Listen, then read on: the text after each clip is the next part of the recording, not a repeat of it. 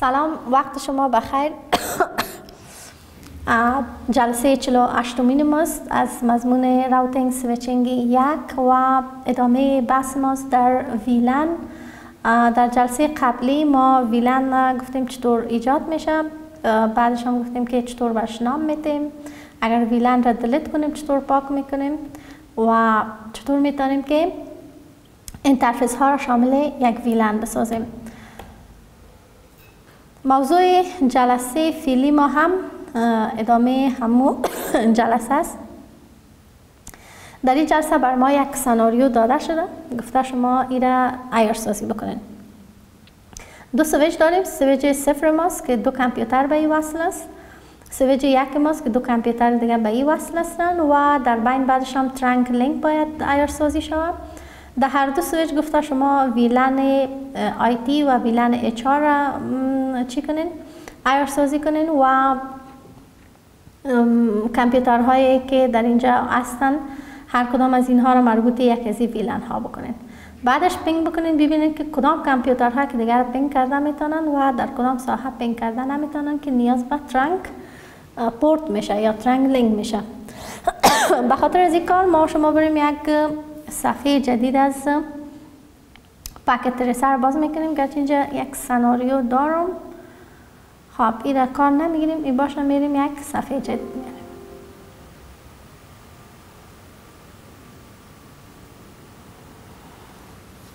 میریم. در صفحه جدید ما میریم، چند سویچ بود؟ یک و دو سویچ. بعد از او چند کامپیوتر داشتیم. در بخش end user device میریم، یک کامپیوتر، دو کامپیوتر. بازم end user device یک کامپیوتر و دو کامپیوتر. میریم به بخش کیبل ها، وسایل مختلف را با کیبل استریت وصل میکردیم. در پورت فاست ایترنت کیبل استریت و پورت فاست ایترنت. اوکی، میریم کیبل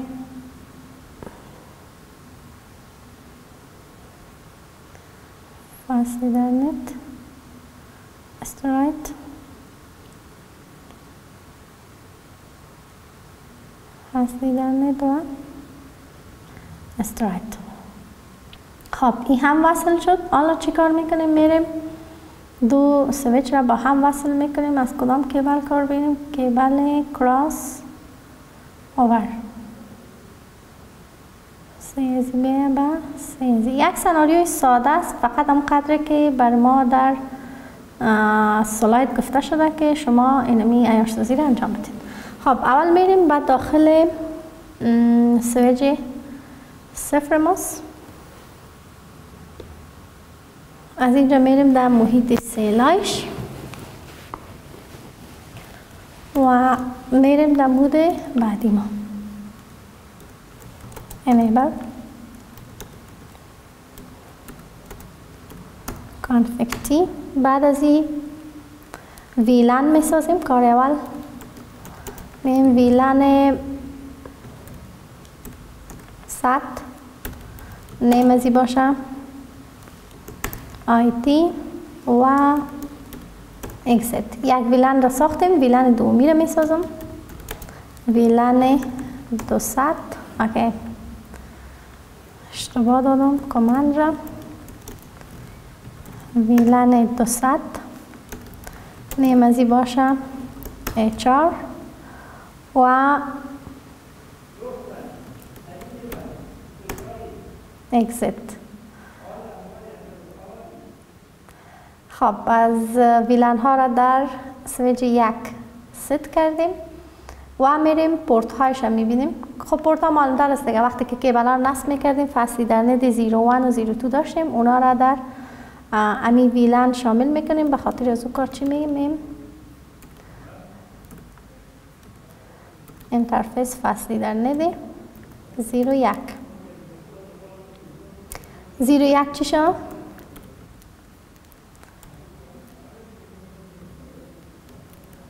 سویچ پورت مود اکسس، یعنی اول ارتباطش از نوع اکسس لینک انتخاب میکنیم به عوض ترنک لینک. خب بعد از این چی کار شد؟ سویچ پورت اکسس کنه کدام ویلن؟ ویلن نام ویلن ما چند بود؟ 100 و اکزیت. میریم اینترفیس دیگه شامل ویلن 200 میکنیم، کامپیوتر دیگه ما. میریم اینترفیس فاست ایترنت 02 چی شد؟ سویچ پورت مود اکسس شود. بعد از او هم سویچ اکسس کنه کدام ویلن؟ ویلن 200 را. این دو اینترفیس شامل شد. از اینجا نوشته میکنیم اگزیت و از اینجا هم میبریم میگیم اگزیت، بعدش میگیم شو ویلن. چی را ساختیم؟ 100 200 HR را با این اینترفیس هایی که مربوطش شده. این را کلوز میکنیم میگیم به سویچ دیگه ما. در اینجا هم این عملیه را گفته انجام بتین. اوکی، میگیم enable، بعدش میگیم config t، بعدش هم میگیم اوکی config t را اشتباه نوشته کردم.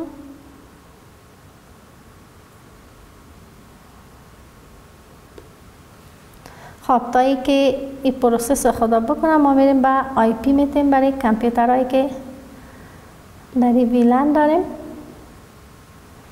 آی پی کانفیگریشن از این میتیم 10.0.0.1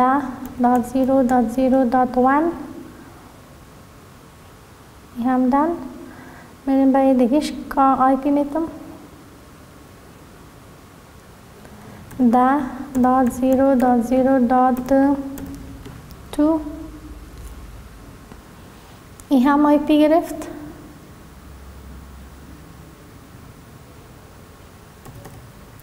میریم با یک کامپیوتر آی پی میتیم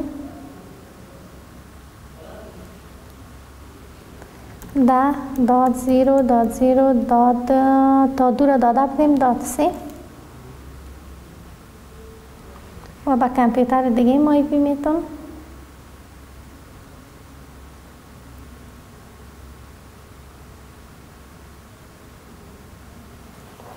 10.0.0.4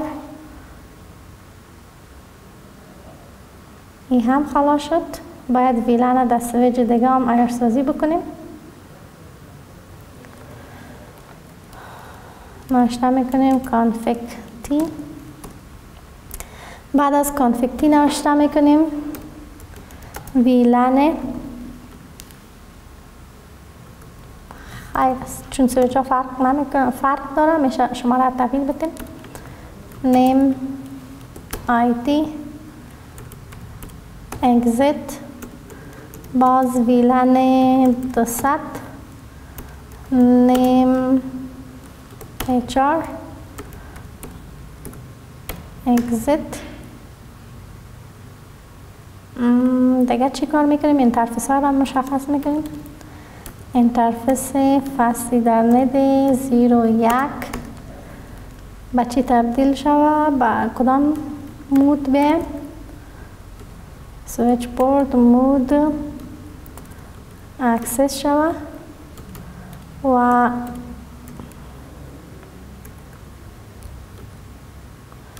سویچ اکسس کنه ویلن چند را؟ ویلن 100 را.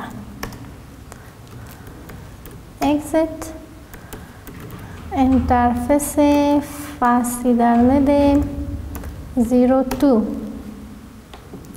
اینترفیس فاست ایترنت 02 سویچ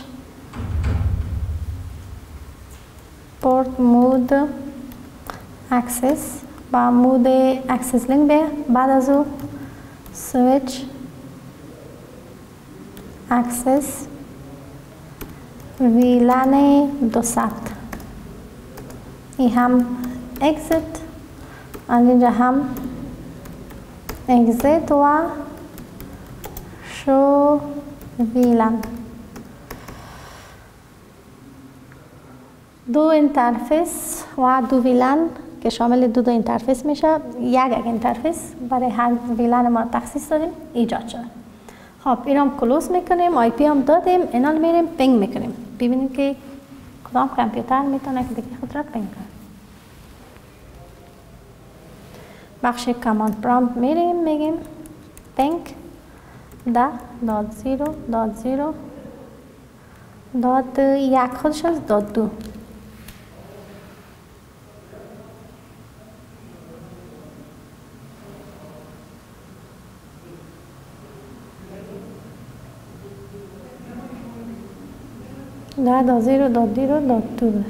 Okay. Ping 10.0.0.1.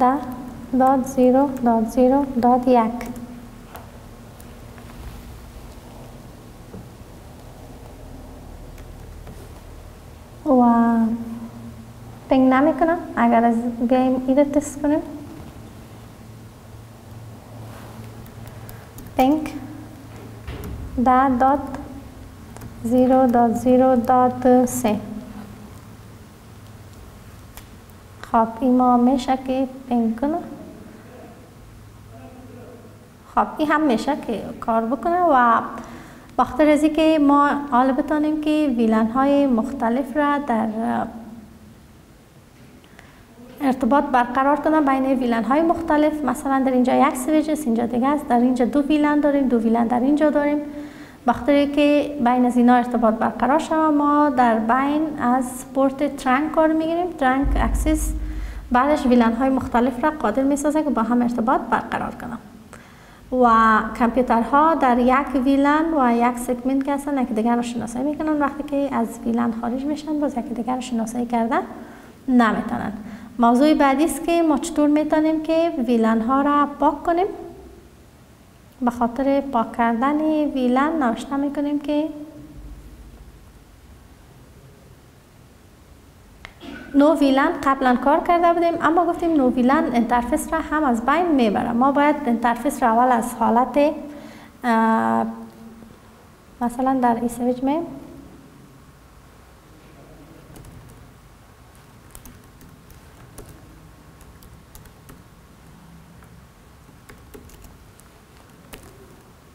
اگر داشته کنم نو ویلن با شماره ویلن رفتم، ویلن را همراه با اینترفیسش یک جای از بین میبره. نو ویلن 100 همراه اینترفیس خود از بین میره. اگر ما بخوایم اینترفیسش را پس کنم بعدش ویلن از بین ببرم میم نو خب ببینیم کدام دستور است. نو سویچ پورت اکسس. بعدش نام ویلن رو میدیم. اول ویلن ما اینترفیس ما از او ویلن برای بعدش باز ما ویلن را پاک میکنیم. ما چیکار کردیم؟ در اینترفیس نرفتیم. میم اینترفیس فاست ایترنت 01 خب پاک شده 02 نو سویچ پورت مود اکسس ویلن 200 دیگه از او ویلن برای از ویلن 200 برآمد. حالا میگم که از اینجا میگم اگزیت. حالا میگم نو ویلن 200. حالا ویلن 200 پاک میشه بدون اینترفیس. خود اینترفیسش بیرون شده. میگم شو ویلن.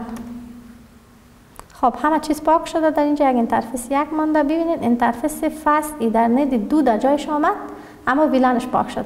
فاست ایترنت 1 همراه با ویلن خود چی شد؟ دلیت شد. موضوعات بعدی راجع به ویلن ها را در جلسات بعدی انشالله ادامه میدیم. وقت شما بخیر.